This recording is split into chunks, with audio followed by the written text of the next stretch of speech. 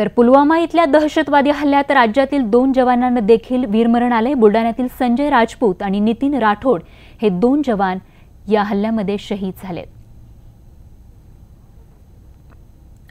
आणि याच पार्श्वभूमीवरती अमोल गावंडे बुलढाण्यातून आपल्या सोबत आहेत। अमोल, संपूर्ण देश शोकाकुल अशा वातावरणातून सध्या जात आहे। बुलढाण्यामधल्या खरं तर बुलढाणा वासियांच्या काय भावना या क्षणी? नक्कीच जे काश्मीरमध्ये जो दहशतवादी हल्ला झाला त्या हल्ल्यामध्ये महाराष्ट्रातील बुलढाणा जिल्ह्यातील 2 जवान शहीद झाले आहे। त्यामध्ये जे लोणार तालुका आहे, लोणार तालुक्यामधील नितीन सिंग राठोड हे शहीद झाले आणि मलकापूर मधील संजय राजपूत हे शहीद झाले आहे।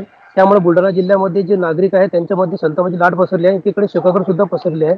मलकापूरमध्ये आणि लोणारमध्ये सकाळपासूनच शहरातील म्हणजे परिसरातील नागरिक मोठ्या प्रमाणात गर्दी करत आहे।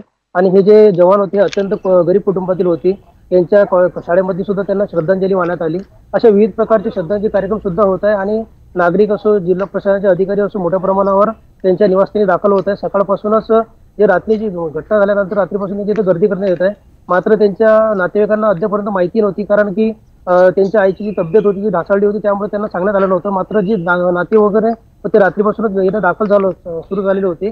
ते नागरिकांनी मोठ्या प्रमाणावर त्यांच्या घरासमोर गर्दी केली आहे। पाठीमागे पाहू शकता ते सर्व जे तयारी आहे त्यांची तर पूर्ण झालेली आहे। प्रशासनाचे अधिकारी सुद्धा या ठिकाणी दाखल झालेले आहे। आणि आज रात्री 8 वाजता त्यांचं जे राजपूत आहे त्यांचं जे प्रेत आहे ते नागपूर येथे विमानतळावर आणण्यात येणार। त्यानंतर तिथून मलकापूर येथे आणण्यात येणार आहे आणि जे राठोड आहेत त्यांचं जे प्रेत आहे ते औरंगाबाद विमानतळावर आणण्यात येणार आहे।